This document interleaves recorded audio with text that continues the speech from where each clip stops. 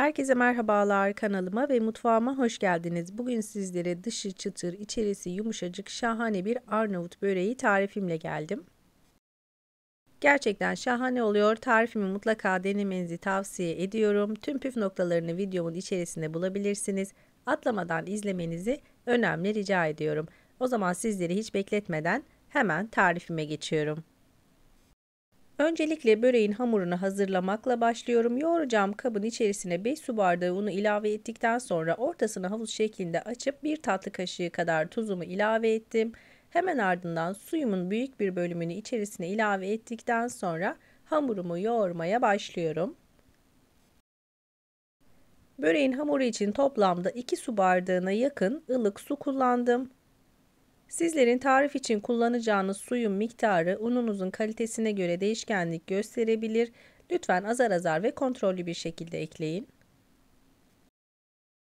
Hamur yoğurma kabında yeteri kadar toparladıktan sonra hemen masama alıyorum. Masamı bir miktar unladım. Bir 5-6 dakika kadar özlü bir kıvama gelene kadar bu şekilde yoğurmaya devam ediyorum. Hamurun kıvamı oldukça yumuşak ama ele yapışmayan bir kıvamda. Hamuru yeteri kadar yoğurduktan sonra bir kesme aparatıyla hamurumu parçalara ayırıyorum.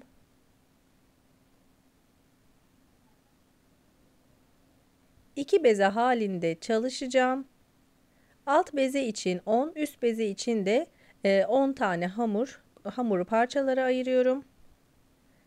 Ayırmış olduğum parçaları ellerimle yuvarlayarak bezeler haline getiriyorum. Hamurları mandalinadan bir miktar daha küçük olacak şekilde bezeliyorum.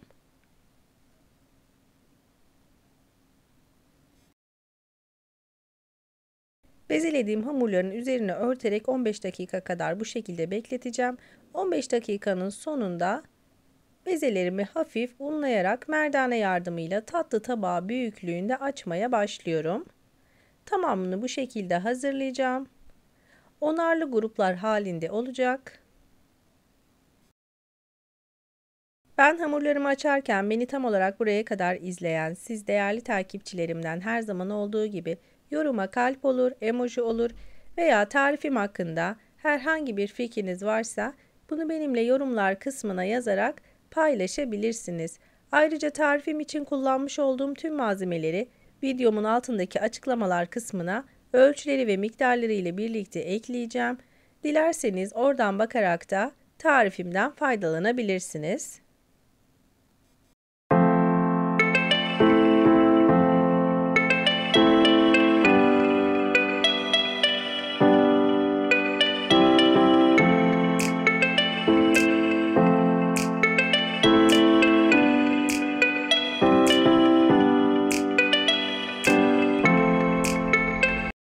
Hamurların tamamını bu şekilde açarken içerisine kullanacağım yağ karışımından bahsetmek istiyorum. 200 gram eritmiş olduğum tereyağının içerisine yarım çay bardağı kadar sıvı yağ ekledim.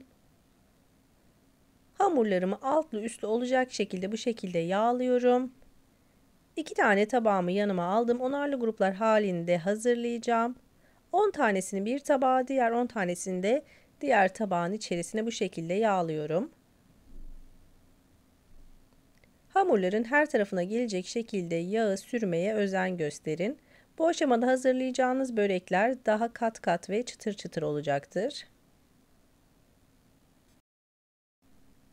Böreğin hamurun içerisine dilerseniz sıvı yağ kullanmak istemezseniz zeytinyağı da kullanabilirsiniz.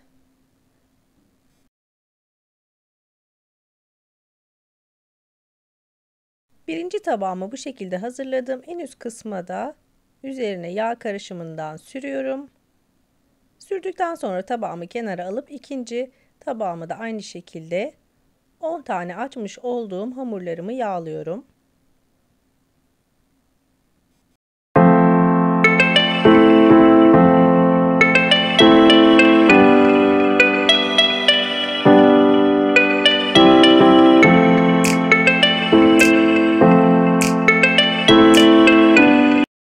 Hamurların tamamını yağladıktan sonra streçle üzerlerini kapatıyorum. Buzdolabında en az 20 dakika kadar içerisindeki yağın donması için bekleteceğim. Dilerseniz bu işlemi bir gece önceden de hazırlayabilirsiniz.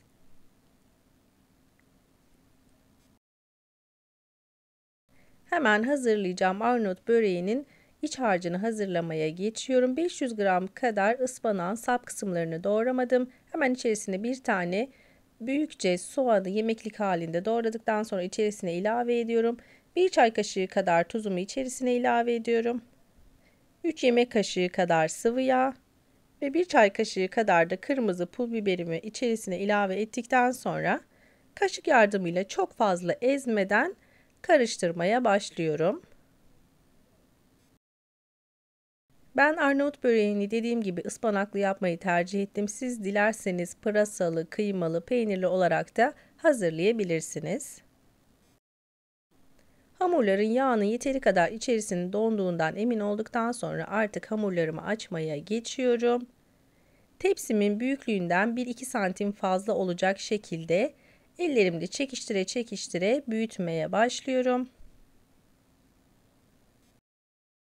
Bu işlemi tepsinizin ölçüsüne göre yapabilirsiniz. Dediğim gibi tepsinizden bir miktar kadar büyük olması yeterli olacaktır. Çünkü içerisine katlama işlemini yapacağımız için o şekilde hazırlıyorum.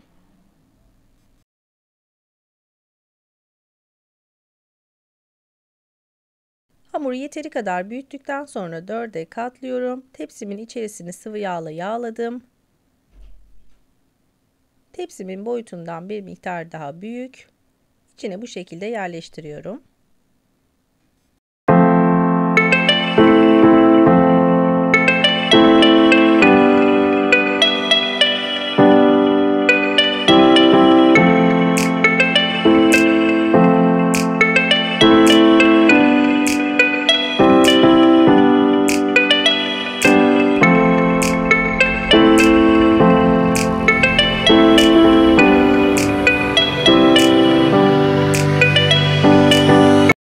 Hamuru tepsinin içerisine yaydıktan sonra hazırlamış olduğum iç harcını hamurumun içerisine ilave ediyorum. Kenar kısımlarına çok fazla temas ettirmeden etrafına yayıyorum.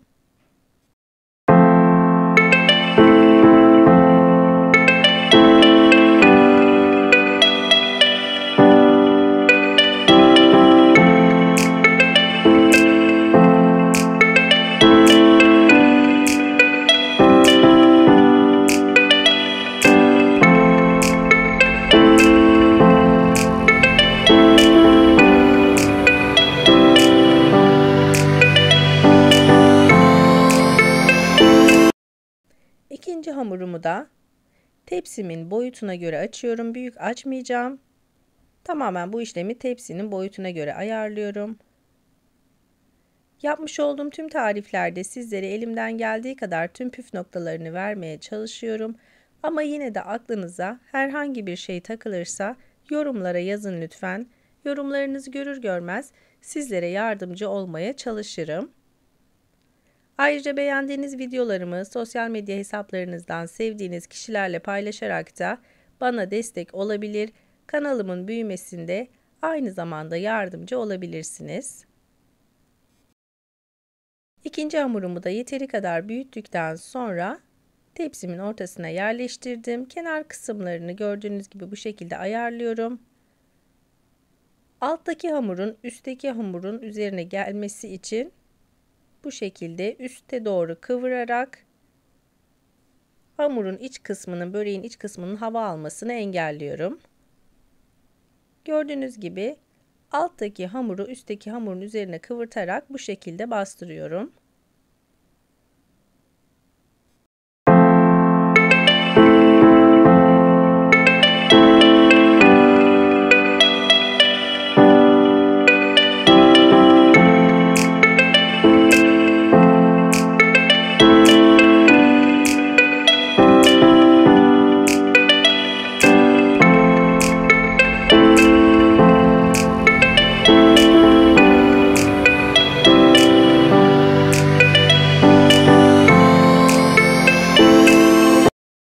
Hemen ortasına yuvarlak bir kase yerleştiriyorum. Bıçak yardımıyla yuvarlak bir form vererek bu şekilde kesiyorum.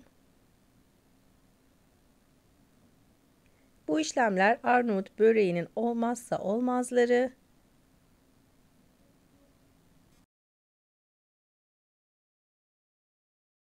Daha sonra baklava dilimi olacak şekilde böreğimi kesiyorum.